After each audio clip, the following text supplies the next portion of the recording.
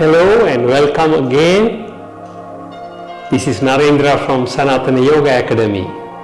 In this video, I'm going to share with you the most powerful mantra to modify the mind, calm the mind, and turn the mind towards good things and away from distractions.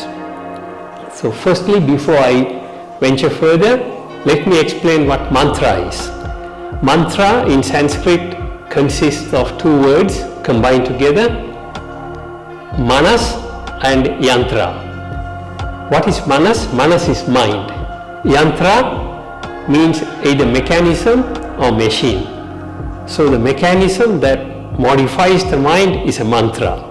And as you know nowadays, there are even hotel chains called mantra, and mantra is now a word in the Oxford English Dictionary. Now, there are numerous, in fact thousands and thousands of mantras.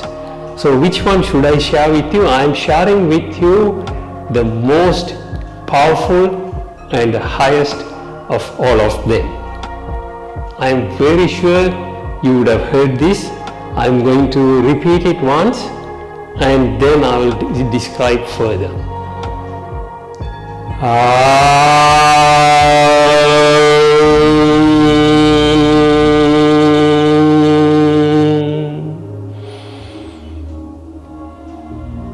I'll do two more times, sitting cross-legged with my thumb and index finger touching, other three fingers thrown out.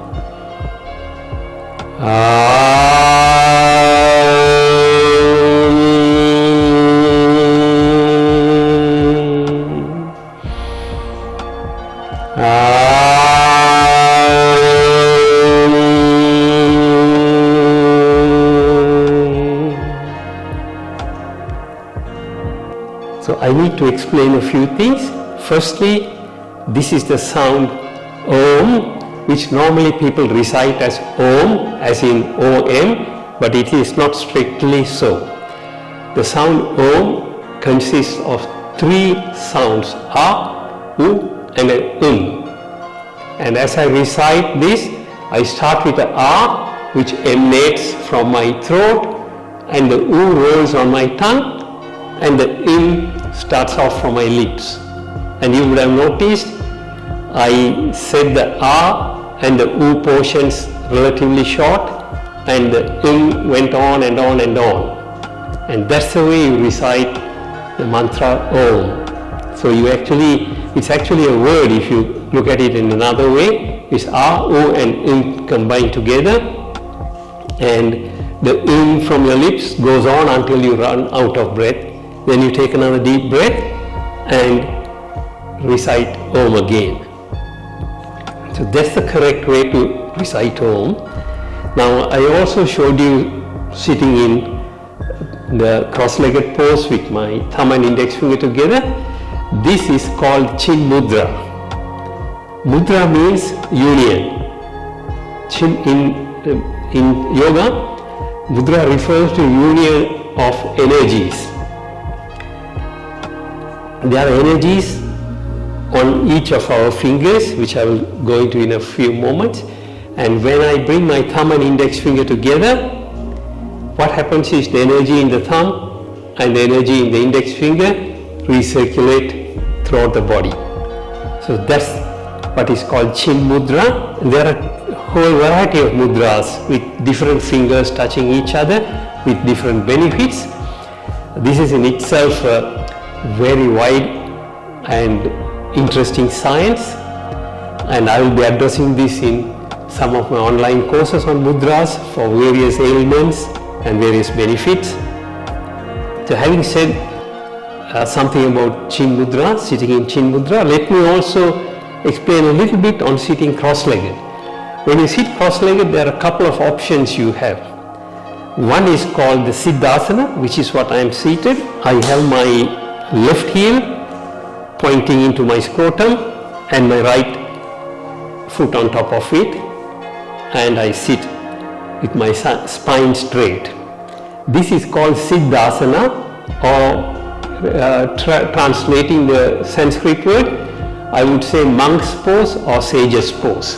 So that is Siddhasana. Then of course we have lotus pose. That's lotus pose, and you can sit in lotus pose. Normally these are the two poses that are used for both meditation as well as recitation of mantras. However, if you find it a bit difficult to sit in either of them, you can sit in what is called Sukhasana, meaning comfortable pose. That's just plain cross-legged pose. But most important, whether you do meditation or reciting of mantras or pranayama, controlling your energies within your body with your breath, you must sit with your spine straight and neck neutral. When I say neck neutral, you shouldn't be looking up or down, because huge amounts of energies flow along the spine. These are all addressed in different videos which will be found on my YouTube channel. So that's a little bit of explanation on how to prepare yourself.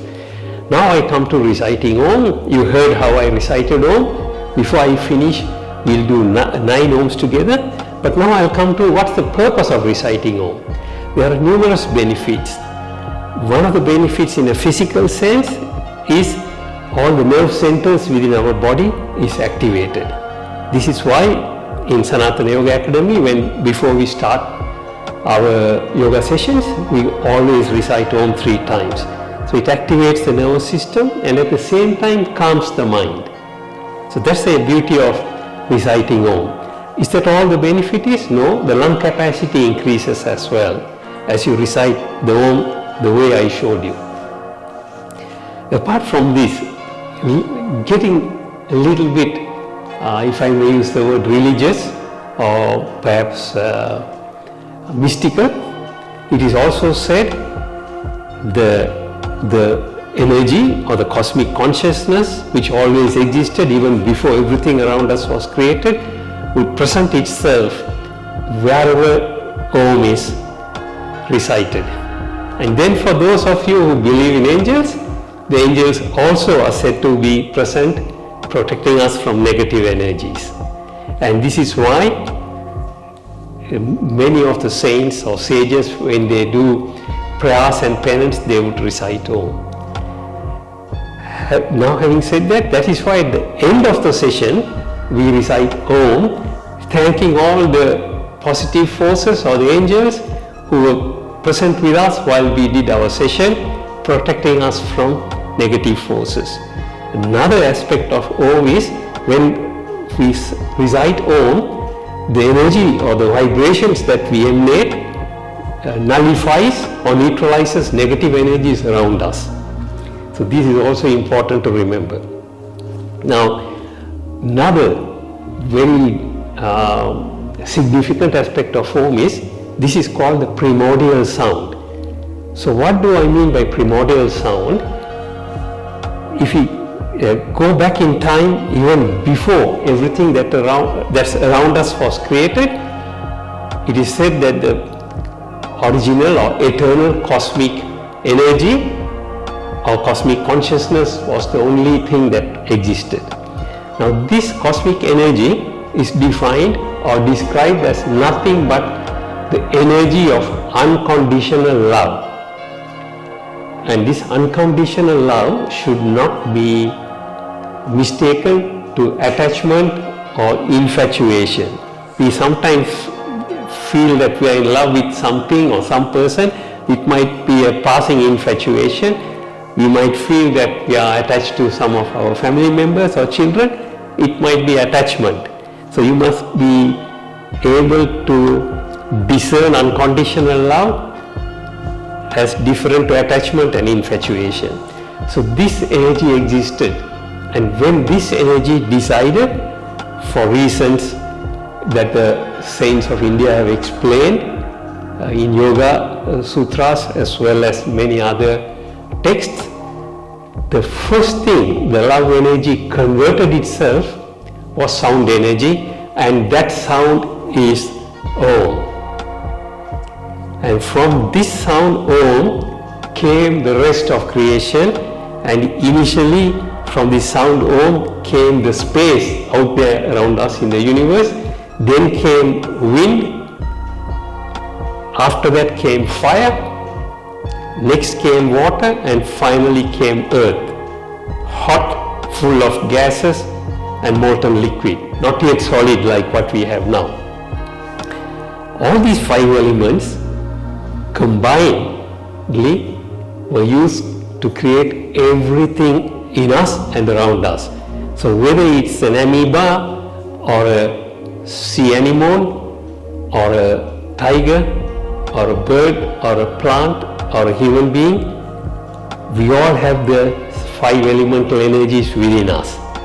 And these 5 elemental energies are all over the body, and they reside also in the fingers. I mentioned about uniting our energies during the Chin Mudra. So the space energy resides in my middle finger, wind energy in my index finger, fire energy in my thumb, water energy in my small little finger or pinky finger, and earth energy on my ring finger. So when we unite when we bring together our thumb and index finger together, my fire energy and my wind energy are brought together. Okay, so that's how we sit for reciting Om. So I have given you a quick explanation of the significance of Om, the benefits of Om, and how to prepare ourselves to sit and recite Om. Now I am going to finish the session with 9 Oms, and we can all say this together.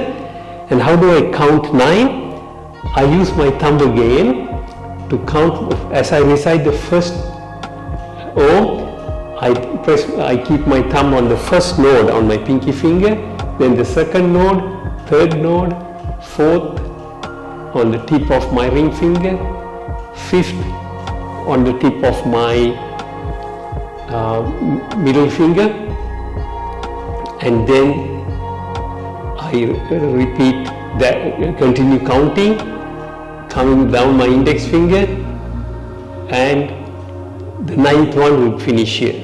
So I'll show you a quick count: 1, 2, 3, 4, 5, 6, 7, 8, and 9. Okay.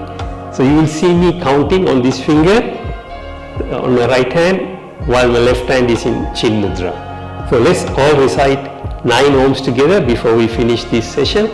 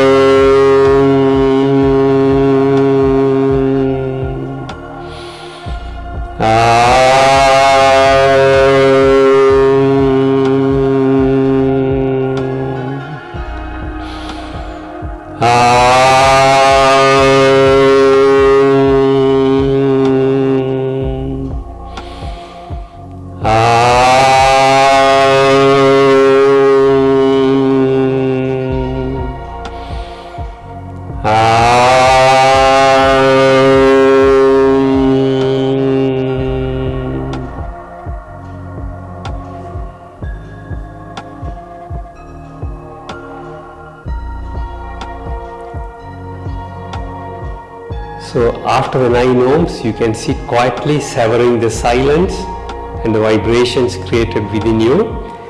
Now I come to the question of how many times should we recite Om. I showed you I recited 9 times. Normally Om is recited in multiples of 9. 9, 18, 27, even 108, 1008. So the question arises, what's the significance of these 9 or multiples of 9? 9 symbolically represents that eternal cosmic energy from which all came and all will go back. If you take 9, you add 9 plus 9 is 18. You add 1 and 8 in 18, it's 9. You take 9 multiplied by 9 is 81. You add 8 and 1 is 9. So 9 is quite an interesting number. Whether you add 9s or multiply 9s and reduce them to a single digit, it always comes back to 9. So in a symbolic sense, 9 is associated with that eternal cosmic energy, and that's why in most instances people recite Om in 9 times or in multiples of 9. There is more to chanting Om as well as other mantras. I will address this in some of my online chanting workshops, but until then I would like to now take your leave. If you like this video, please click on the thumbs up icon, press the subscribe button, follow us on Facebook and our Instagram, and look out for my blogs, our upcoming workshops both online and face-to-face on our website. And I take my leave from you now. Thank you. Wishing you prosperity, peace, happiness and abundance. And namaste. I bow down to the inner divine within you and me.